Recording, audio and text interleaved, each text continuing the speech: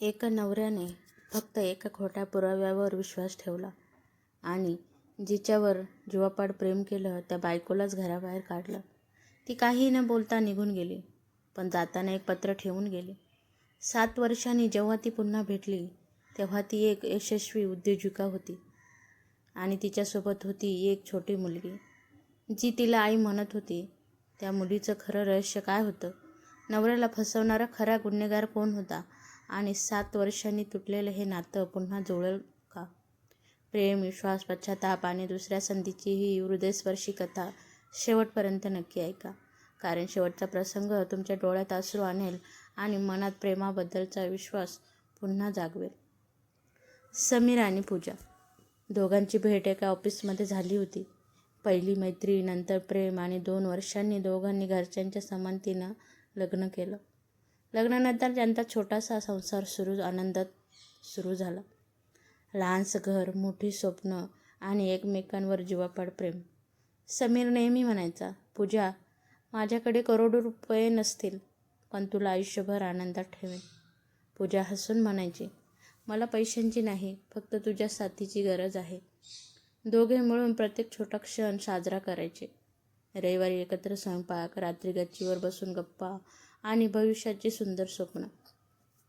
त्यांचा संसार पाहून सगळ्यांनाच त्यांचा हेवा वाटायचा. समीरचा स्वतःचा छोटासा व्यवसाय होता. तो दिवस रात्र मेहनत करत होता. पूजाही त्याला प्रत्येक कामात साथ द्यायची. तिला खात्री होती, एक दिवस आपण नक्की यशस्वी होऊ. परंतु आनंदाचे दिवस कायम राहत नाहीत. एके दिवशी समीरला अचानक एक फोन आला. तो फोन ऐकताच त्यांच्या चेहऱ्यावरचा रंग उडाला. हात थरथरू लागले. पूजा घाबरून म्हणाली, समीर, काय झालं? समीरच्या डोळ्यात अश्रू आले. तो फक्त एवढंच म्हणाला, आपलं सगळं संपलं पूजा. त्या एका फोनने त्यांच्या आनंदी संसारावर संकटाचं काळं सावट पसरलं. त्या फोननंतर समीर पूर्णपणे बदलून गेला. तो शांत झाला, रात्रभर जागा राहू लागला. पूजा वारंवार विचारायची, समीर, काय झालंय? पण तो प्रत्येक वेळी फक्त एकच उत्तर द्यायचा, काही नाही, सगळं ठीक होईल. काही दिवसांनी पूजाला सत्य समजलं. समीरच्या व्यवसायात मोठं नुकसान झालं होतं. एका भागीदाराने फसवणूक केली होती. त्यामुळे कंपनीवर लाखोंचे कर्ज आलं होतं. बँकेच्या नोटिसा, कर्जदारांचे फोन आणि सततची चिंता. समीर आतून तुटत चालला होता. पूजाने त्याचा हात धरला आणि ती म्हणाली, आपण दोघं मिळून हे संकट पार करू. तू एकटा नाहीस. पण समीरला स्वतःवरच राग येत होता. तो चिडचिड करू लागला, छोट्या छोट्या गोष्टींवर रागवू लागला. पूजा शांतपणे सगळं सहन करत होती, कारण तिला माहीत होतं समीर वाईट नाही, परिस्थिती वाईट आहे. एका संध्याकाळी पूजाने तिचे दागिने समीर समोर ठेवले. ती हसून म्हणाली, हे विकून टाक, पुन्हा नव्याने सुरुवात करू. समीरच्या डोळ्यात पाणी आलं. पण त्याचा स्वाभिमान त्याला ते स्वीकारू देत नव्हता. तेवढा समीरचा चुलत भाऊ विक्रम घरी आला. त्याने समीरला काही फोटो दाखवले. ते फोटो पाहता समीरच्या चेहऱ्यावरचा राग स्पष्ट दिसू लागला. त्याने पूजाकडे पाहिलं आणि त्याच्या मनात एक भयंकर गैरसमज निर्माण झाला. तो गैरसमज त्यांचा संसार उद्ध्वस्त करणार होता. विक्रमने दाखवलेले फोटो समीर पुन्हा पुन्हा पाहत होता. त्या फोटोमध्ये पूजा एका अनोळखी पुरुषासोबत हसत बोलताना दिसत होती. विक्रम समीरच्या कानात म्हणाला, मी तुला आधीच सांगितलं होतं. तुझ्यावर संकट आली आणि तिचा खरा चेहरा समोर आला. समीरचा राग अनावर झाला. तो घरी आला. पूजा त्याची वाट पाहत होती. ती आनंदाने म्हणाली, आज तुझ्या वडिलाचा आवडीचा स्वयंपाक केला आहे. पण समीरने तिच्याकडे पाहिलंही नाही. त्याने ते फोटो तिच्यासमोर फेकले. हे काय आहे पूजा? फोटो पाहून थक्क झाली. ती म्हणाली, समीर, तू जे समजतोयस तसं काहीच नाही. समीर रागाने ओरडला, मग खरं काय आहे? पूजा शांतपणे सांगू लागली, हा माणूस माझ्या ऑफिसमधला क्लायंट आहे. त्या दिवशी मी फक्त कामासाठी भेटले होते. पण समीर काहीच ऐकून घ्यायला तयार नव्हता. रागाच्या भरात त्याने घराचा दरवाजा उघडला आणि मोठ्याने म्हणाला, आजपासून या घराशी तुझा काहीही संबंध नाही. निघून जा आणि पुन्हा कधीच माझ्या आयुष्यात येऊ नकोस. पूजाच्या डोळ्यातून अश्रू वाहू लागले. ती समीरकडे पाहत म्हणाली, एक दिवस तुला सत्य नक्की कळेल, पण त्या दिवशी कदाचित मी तुझ्यासोबत नसेन. तिने शांतपणे तिची बॅग उचलली, घराच्या उंबरठ्याला नमस्कार केला आणि मागे वळून न पाहता घराबाहेर पडले.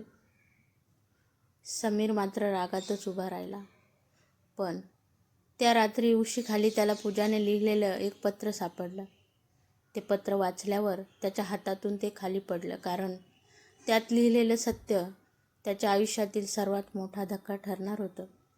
पूजा घर सोडून गेल्यानंतर संपूर्ण घर शांत झालं होतं. समीर रागातच बेडवर बसला होता. तेवढा त्याच्या उशीखाली एक पांढरा लिफाफा दिसला. त्यावर लिहिलं होतं, समीरसाठी. थरथरत्या हाताने समीरने ते पत्र उघडलं. पहिल्या ओळीत लिहिलं होतं, समीर, मी निर्दोष आहे. तू आज माझ्यावर विश्वास ठेवला नाहीस, पण एक दिवस तुला सत्य नक्की कळेल. पुढे लिहिलं होतं, ज्या माणसासोबत माझे फोटो आहेत तो माझा क्लायंट नाही. तो आपल्या व्यवसायात गुंतवणूक करायला तयार झालेला उद्योगपती आहे. समीर थक्क झाला. पत्रात पुढे लिहिलं होतं, मी त्याला भेटून आपल्या व्यवसायासाठी मदत मागितली होती. तुला सरप्राईज द्यायचं होतं, पण त्याआधीच तू माझ्यावर संशय घेतलास. समीरच्या डोळ्यातून अश्रू वाहू लागले. त्याने लगेच पूजाला फोन लावला, परंतु तिचा फोन बंद होता. तो तिच्या माहेरी गेला, तिथेही ती नव्हती.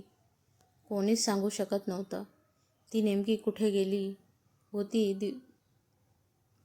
दिवस गेले, महिने गेले आणि हळूहळू संपूर्ण 7 वर्षे निघून गेली.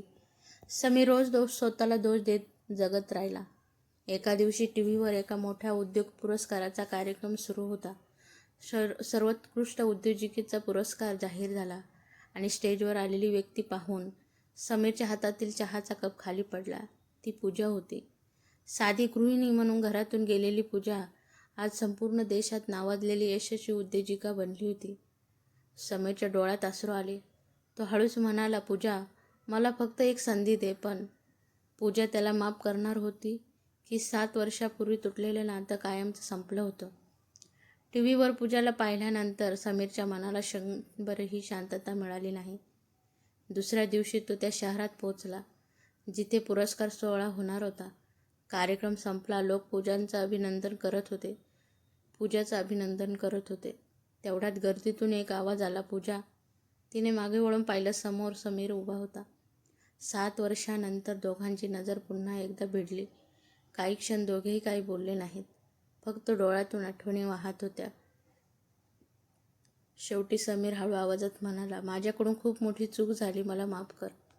पूजा शांतपणे त्याच्याकडे पाहत राहिली.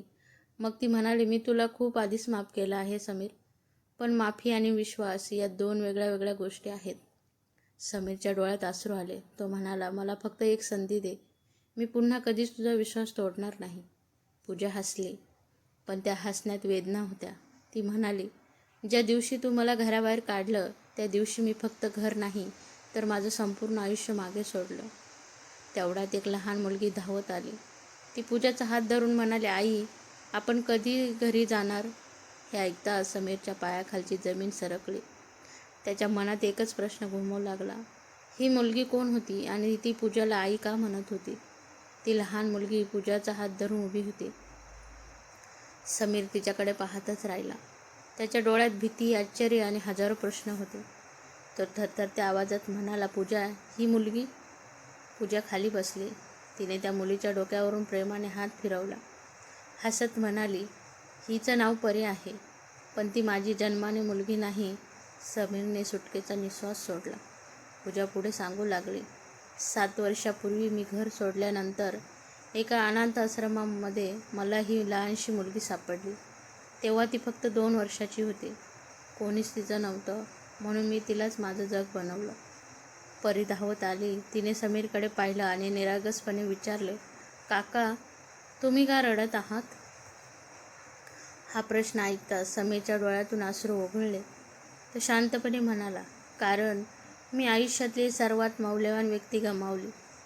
पूजाने काहीच उत्तर दिलं नाही. तेवढ्यात पूजाची मैत्रीण नंदिनी तिथे आली. ती समीरकडे पाहत म्हणाली, तुला माहीत आहे का, पूजाने आजवर दुसरं लग्न केलं नाही, कारण ती आजही तुझ्यावरच प्रेम करते. हे ऐकताच समीर पूर्णपणे हादरला. त्याला पहिल्यांदाच जाणवलं की इतक्या वर्षांनंतरही पूजेच्या मनात त्याच्याबद्दल प्रेम जिवंत होतं. समीरने ठरवलं, यावेळी तो हार मानणार नाही. तो पूजाचा विश्वास पुन्हा जिंकणार. पण त्याला माहीत नव्हतं की त्याच्या भूतकाळातील एक व्यक्ती पुन्हा त्याच्या आयुष्यात वादळ घेऊन येणार होती. पूजाला भेटल्यानंतर समीरने एकच निर्धार केला, 7 वर्षापूर्वी नेमकं काय घडलं होतं याचं सत्य मी शोधणारच. तो जुन्या फाईल्स, मोबाईल रेकॉर्ड आणि फोटो पुन्हा तपासू लागला. तेवढा त्याचा जुना मित्र अमोल भेटला. अमोल म्हणाला, समीर, तुला अजूनही वाटतं पूजा दोषी होती? समीरने खाली मान घातली. नाही, चूक माझीच होती. अमोलने त्याला एक पेन ड्राईव्ह दिली. हे 7 वर्षापासून माझ्याकडे होतं. आता सत्य जाणून घेण्याची वेळ आली आहे. समीरने ती व्हिडिओ फाईल उघडली. व्हिडिओमध्ये त्याचा चुलत भाऊ विक्रम एका माणसाला पैसे देत होता आणि म्हणत होता, असे फोटो काढ की समीरला वाटलं पाहिजे पूजा त्याला फसवत आहे. समीरच्या डोळ्यात अश्रू आले. त्याला समजलं, पूजा कधीच चुकीची नव्हती. संपूर्ण कट विक्रमनेच मालमत्ता आणि व्यवसाय मिळवण्यासाठी रचला होता. समीर थेट विक्रमच्या घरी पोहोचला. तो रागाने म्हणाला, तू माझं घर उद्ध्वस्त केलंस. विक्रम काही क्षण शांत राहिला आणि शेवटी गुडघ्यावर बसून म्हणाला, हो, हे सगळं मीच केलं. मला तुझा व्यवसाय आणि संपत्ती हवी होती. समीरने त्याच्यावर कायदेशीर कारवाई केली. विक्रमला अटक झाली. 7 वर्षापासून लपलेले सत्य सगळ्यांसमोर आलं. समीर लगेच पूजाकडे गेला. त्याने तिच्यासमोर हात जोडले.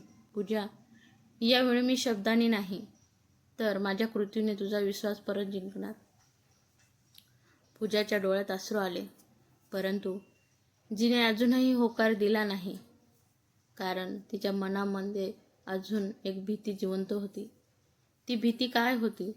विक्रमचा खरा चेहरा समोर आल्यानंतर समीर रोज पूजाला भेटण्याचा प्रयत्न करू लागला. परंतु पूजा प्रत्येक वेळी शांतपणे म्हणायची, समीर, मला तुझ्यावर राग नाही, पण माझं मन अजूनही त्या दिवसाच्या जखमेतून बाहेर आलेलं नाही. एक दिवस समीरने धाडस करून विचारलं, तुला नेमकी कोणती भीती वाटते? पूजेच्या डोळ्यात अश्रू आले. ती म्हणाली, मला पुन्हा एकदा तुझा विश्वास गमावण्याची भीती वाटते. त्या दिवशी तू माझं म्हणणं ऐकलंसही नाही आणि एका क्षणात आपलं सगळं नातं संपवलंस. समीरच्या डोळ्यात पश्चाताप स्पष्ट दिसत होता. तो तिला म्हणाला, मी माझी चूक आयुष्यभर विसरणार नाही, पण मला एक संधी दे. मी पुन्हा तुझा विश्वास गमावेन. दुसऱ्या दिवसापासून समीरने कोणताही हट्ट केला नाही.